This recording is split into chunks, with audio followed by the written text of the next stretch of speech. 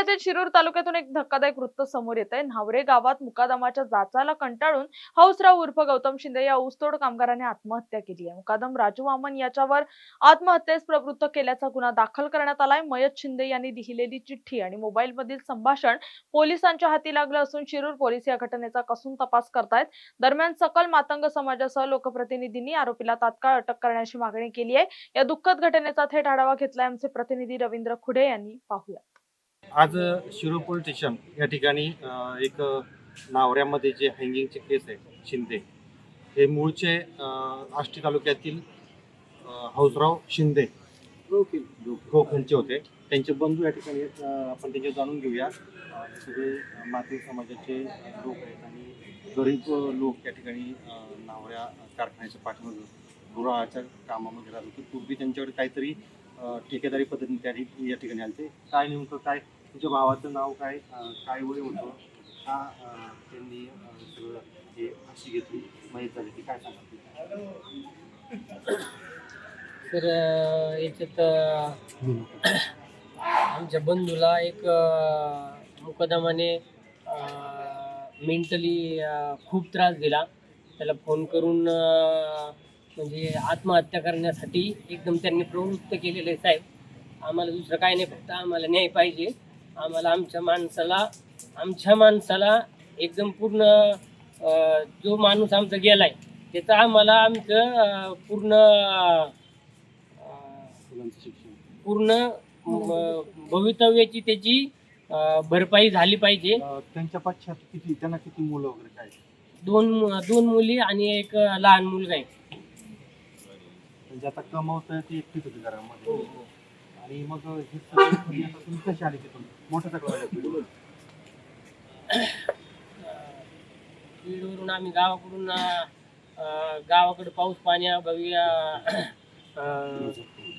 कामाचा किंवा पैशाची थोडीशी या कमतरता असल्यामुळे इकडं कामधंदा करून इकडं गावाकडं ह्या विभागात येऊन कामधंदा करून हे करत होतो, पोटपाणी भरत होतो। आणि गावातलाच आमचे मुकादम राजू वामन म्हणून आहे, त्याने काही वेळा पैसे दिले, पण ते सगळे पैसे आमच्या बंधूंनी गौतमनी हौसरावनी ते समोर सगळे पैसे जसे येतील तसे दिले। आणि पदर स्वतः जे हाफ सीजनला इथं कष्ट करीत होता ते पैसे सुद्धा त्यांनी त्या समोरच्या व्यक्तींना दिले।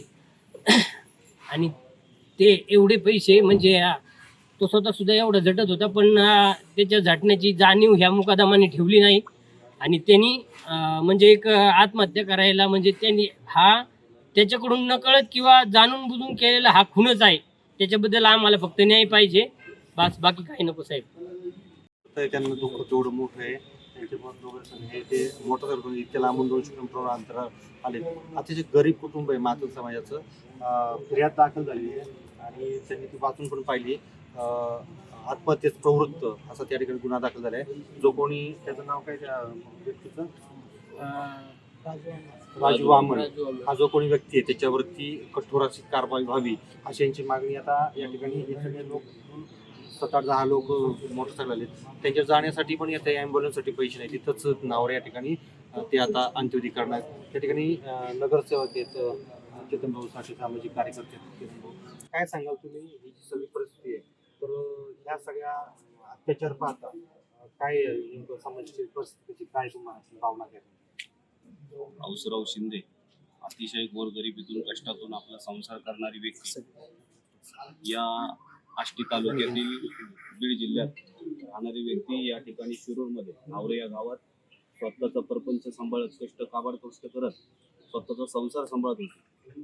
परंतु राजू वामन सारख्या जो ठेकेदार आहे त्या ठेकेदाराने त्यांना मानसिक त्रास दिला, शिवीगाळ केली आणि शिवीगाळ करत असताना त्याला फाशी घेण्यास प्रवृत्त करणारा हाच व्यक्ती आहे। आणि ह्या व्यक्तीने त्याच्या पुढच्या म्हणजे मुलांच्या त्याच्या पश्चात त्याला 2 मुली आणि 1 मुलगा आहे, तर त्यांचं उद्याचं शिक्षणाचं भवितव्याचं ही जबाबदारी घेणार कोण? तर त्यांना न्याय मिळवून द्यावा या शासनानं प्रशासनानं त्यांच्यावर गुन्हा दाखल करावा आणि गुन्हा दाखल करून त्याच्यावर कठोर अशी शिक्षा करावी व त्याला भविष्यातही आपल्या समाजातून किंवा इतर सर्व लोकांनी त्या मुलांच्या भवितव्यासाठी त्यांना मदत करावी अशी सगळ्यांना मी आवाहन करतो. आणि असं इतकं टोकाचं पाऊल कुठल्याही तरुणांनी उचलू नये अशी सगळ्यांना मी विनंती करतो. पोलीस स्टेशनमध्ये गुन्हा दाखल झालेला आहे. PI जे आहेत विनोद पाटील साहेब यांनी हा गुन्हा दाखल करण्यासाठी PSI शुभम चव्हाण यांना सांगितलं गुन्हा दाखल झाला आहे. परंतु असे जे आहेत लोक हे समाजामध्ये विकृत वागसारखे ते हे जे आत्महत्येत प्रवृत्त करतात यांच्यावरती कुठंतरी कठोर कारवाई होणं गरजेचं आहे. मी रवींद्र पुढे शिरू. तुमची car, electric panel, data server आगीपासून सुरक्षित आहे का? नाही? मग आजच बसवा F protect temperature activated fire suppression device. यामध्ये आहे eco friendly non toxic pressurised liquid जे आग लागल्यास क्षणार्धात ऍक्टिव्हेट होऊन आगीवरती मिळवते नियंत्रण. बसवण्यास अतिशय सोपे आणि सुटसुटीत टेकालिपचे एक दर्जेदार उत्पादन एफ प्रोटेक्ट.